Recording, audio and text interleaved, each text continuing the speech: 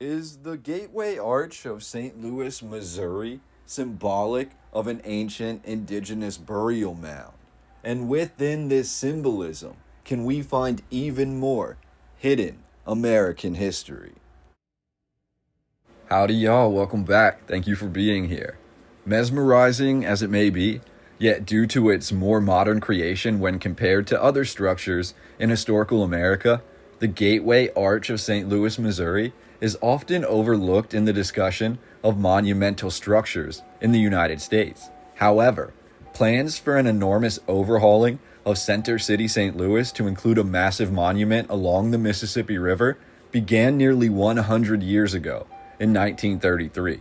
Even prior to this, the landscape on which the Gateway Arch sits today has been the historical center of St. Louis and is said to be the exact location where the city was founded in 1764.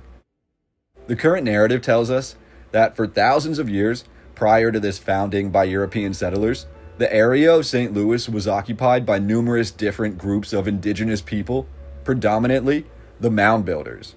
These mound builders left behind masterclass works of ingenuity in the form of large, intricate, and often interconnected burial mounds, as well as sprawling earthworks and earth effigies. In 1673, Marquette was among the first French explorers to travel the Mississippi River Valley, coming into contact with numerous mound builder settlements and the creations contained within, leading to much clamoring by the French to claim this area. By 1678, the area that included St. Louis was claimed by the French under command of La Salle. St. Louis was not officially founded at this time. We do have numerous different star fortifications that were founded, and these bastion forts were created by the French or founded by the French throughout the Mississippi River Valley. This obviously begs the question if any of these French fortifications may have incorporated previous mound builder earthworks into their construction. What do you think? By 1764, with France losing the 7 Years' War, the area east of the Mississippi River was given to the British, and the area west of the Mississippi River was given to the Spanish. However, as Louis of France and Charles of Spain were both from the House of Bourbon, the French were allowed to create a fur trading city in a spacious area that was once home to a large mound builder settlement. This area became St. Louis. By 1765, less than 2 years later, St. Louis was already receiving delegates from all across the world seeking to explore the riches of the newly founded trade hub. And by 1780, and the Battle of St. Louis, we're told the settlement became the site of the only battle west of the Mississippi River during the Revolutionary War. St. Louis became the key piece to the Louisiana Purchase, as St. Louis was considered to be the entrance or the gateway to the Louisiana Territory, and it was considered to be the capital. With the completion of the Louisiana Purchase in 1803, this set the foundation for Thomas Jefferson to sign into action the Lewis and Clark expedition that would launch from St. Louis in 1804. The city then grew rapidly from its founding, and by 1817, steamboats arrived to St. Louis for the first time. By 1821, Missouri officially became a state, and by 1822, St. Louis was officially named as a city of the United States of America. We're told in the year 1840, St. Louis had less than 20,000 residents. Yet by 1850, this number had jumped to 77,000 residents or more. We're told St. Louis was divided during the Civil War, but following the Civil War, St. Louis was quickly catapulted into the forefront of American trade and became one of the largest trade hubs in the American South alongside New Orleans. What many people don't know is that in 1876, the St. Louis City Council actually voted to remove St. Louis from Missouri's control and become an independent city. Many businesses, mostly of German origin, were founded in St. Louis, including the Anheuser-Busch Brewing Company.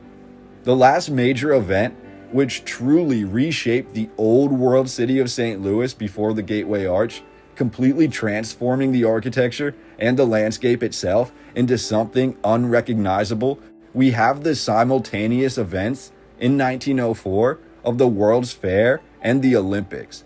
This was the first time in world history that the Olympics were held somewhere other than in Europe. As we've covered before, the historic Louisiana Purchase World's Fair or exhibition that occurred in 1904 in St. Louis was one of the most miraculous that we have in recorded history. We're talking about hundreds, if not thousands, of old world style architectural achievements which were said to have been created in a matter of months, all at the exact same time, by a limited number of mostly unskilled laborers.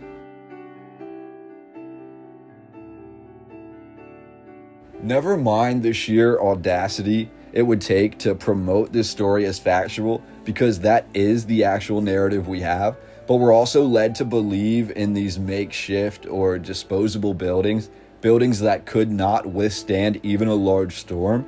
We're told that millions upon millions of people visited this World's Fair in 1904, and the actual historic narrative that we have explaining how all of this was possible leaves a lot for us to question.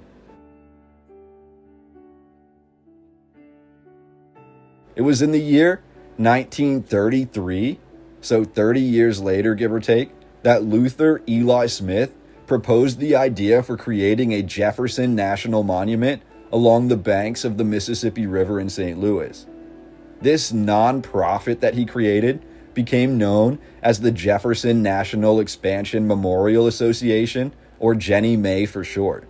The Jennie May Foundation, which many believe to be corrupt right from its inception, asked the government for over $30 million for the completion of this project, with $22 million of that to be funded directly by the taxpayer dollars. This project would have cost roughly $560 million or more today. While the idea to create this monument on the Mississippi River in St. Louis did not initially garner a lot of traction, we're told the historic area of St. Louis was occupied at this time by some of the oldest buildings in the city and some of the oldest buildings in the South. Yet we're told, with the onset of the Great Depression, the idea for a Jefferson Memorial began to become more realistic, as it was believed that this project would create a great deal of jobs, improve the economy, and improve the infrastructure of St. Louis. Now here is where we get to a really important tidbit in this historical narrative. We're told that the city of St. Louis could not actually purchase the historic old world style buildings, the architecture that they needed to for the construction of the Gateway Arch. Numerous attempts to purchase these buildings were denied even after the government of St. Louis allocated $9 million to do so. However, another way to look at it is, based off of what actually happened, we're told instead of buying these historic buildings, which they could not do, the city of St. Louis actually enacted eminent domain and condemned every single building in the radius of where they wanted the Gateway Arch to be, claiming that these buildings were no longer safe or fit to be occupied. In doing so, the city of St. Louis saved themselves almost $3 million by only having to pay architectural owners the price that it cost for the demolition of these buildings. Again, all of this seems like a lot of plausible deniability, doesn't it? We're told the deconstruction commenced in October of 1939 with the tearing down of an abandoned red brick factory. Throughout the process from 1939 through 1942, multiple lawsuits were launched against the Jennie May Foundation, claiming that they were misusing the funds they were allocated for the demolition process. Many who opposed the creation of the Gateway Arch and the surrounding parkway claimed that it was deconstructing the oldest parts of the city of St. Louis in a blatant attempt to not only cover over the history, but to also line the pockets of the heads and executives of the Jennie May Foundation. Yet by 1942, the area was said to have been completely leveled, with none of the historic buildings remaining intact. However, again, we're 9 years into this process already, and we're told following this land being completely demolished every old world style structure being torn down besides one single old church, which actually still stands today. But besides this church, we have this entirely barren landscape, and we're told it remained this way well into the 1950s.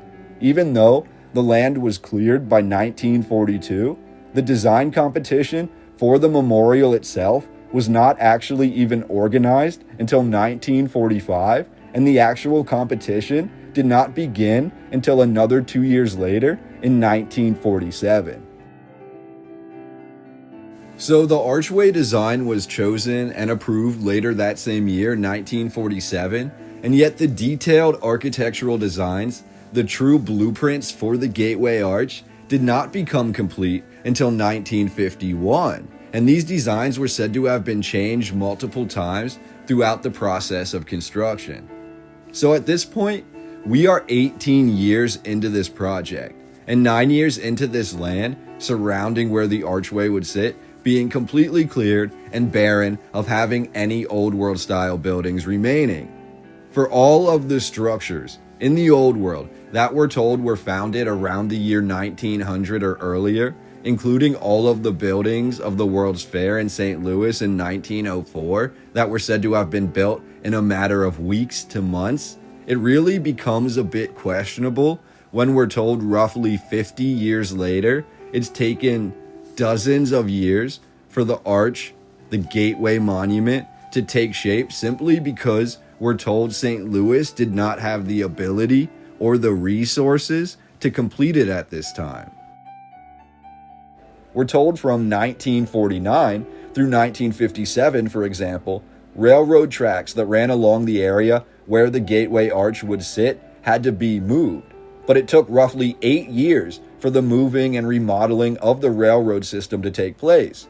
It also took a span of roughly 8 years from when the first blueprints were proposed in 1951 until construction actually began in 1959. So just to recap, this idea was proposed for the Gateway Arch, the Jefferson Memorial, in 1933, and yet by 1959, construction is only beginning. The land surrounding the Gateway Arch, however, was cleared as early as 1942, meaning for 17 years, this landscape that would become the park surrounding the arch laid barren of any architecture. All of the buildings were torn down. All of the evidence of what stood here was lost.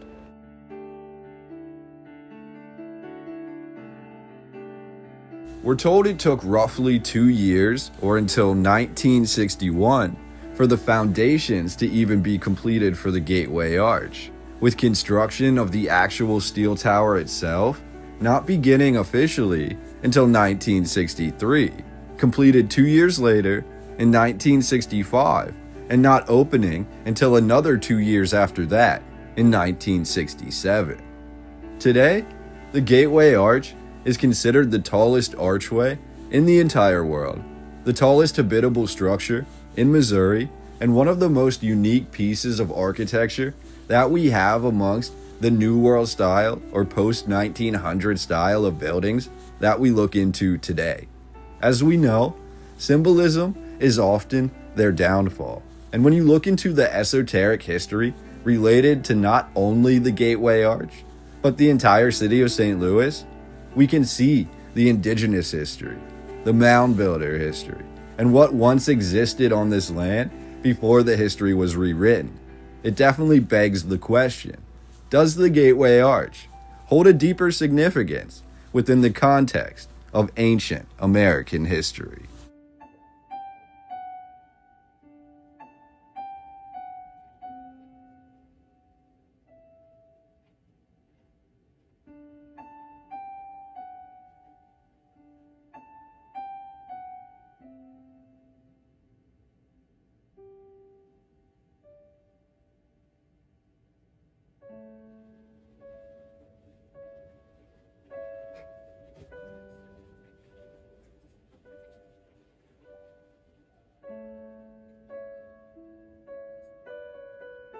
For the remainder of this video, we're gonna view over 100 unique photographs many stereoscopic or old world 3D photographs of the World's Fair in St. Louis in 1904, because these are some photographs of that fair that I've never seen shared in any other videos before. So we're going to get into that collection, and I can't wait to hear your thoughts about any of the history of St. Louis in the comment section down below. I look forward to our discussion, and I will talk to you all on the next video.